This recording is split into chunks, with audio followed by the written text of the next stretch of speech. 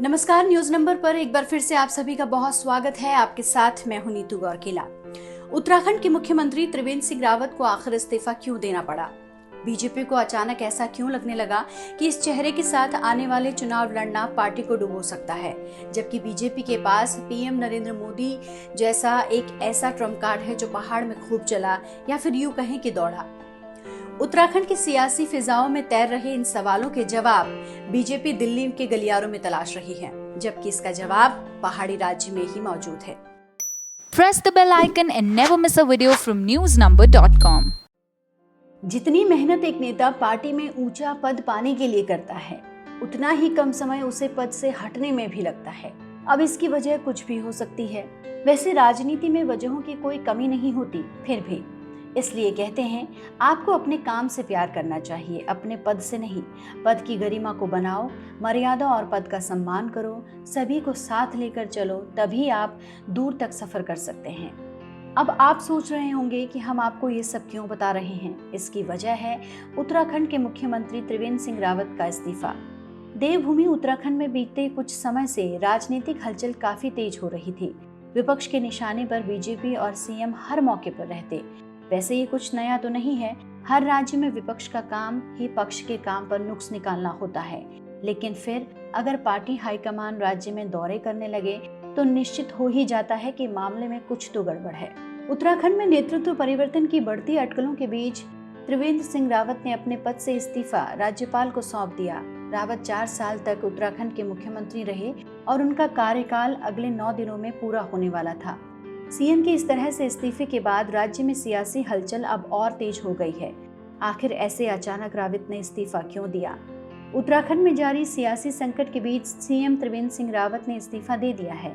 इस्तीफा देने के बाद उन्होंने मीडिया को संबोधित भी किया। रावत ने कहा कि मैंने अपना इस्तीफा दे दिया है, सीएम रहना मेरा सौभाग्य है, अब किसी और को मौका मिले।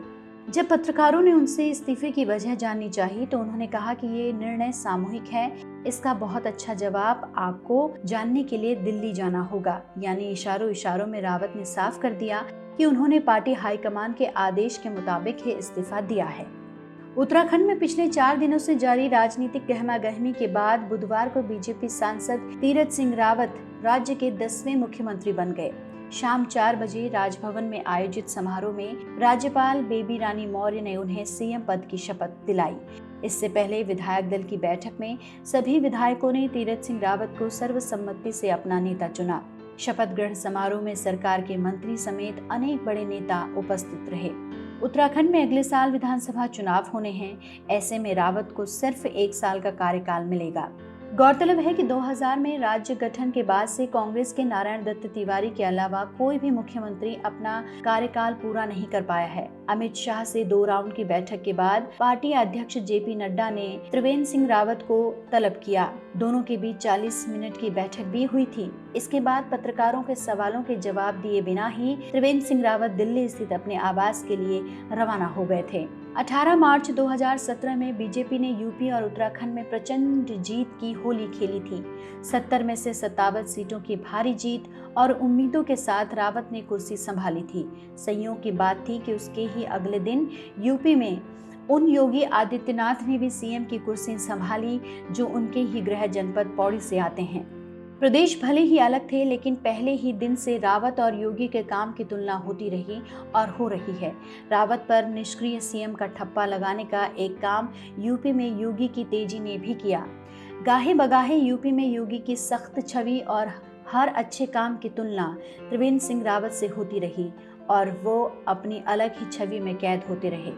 पिछले 4 सालों में कई काम रावत की छवि को गढ़ते चले गए, लेकिन हाल ही में गैरसैंण कमिश्नरी का ऐलान, जो उनका आखिरी फैसला रहा, उनके कैबिनेट सहयोगियों को भी बगावत की हद तक नाराज कर गया।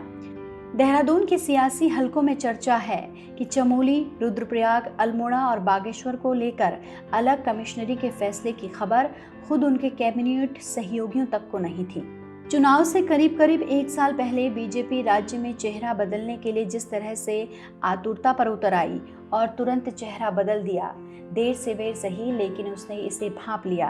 अब बड़ा सवाल ये रहेगा कि बीजेपी अगर अपने पत्ते फेंट भी लेती है तो इतने कम समय में क्या वो डैमेज कंट्रोल कर पाएगी और तीरथ सिंह रावत का चेहरा कमाल दिखाएगा।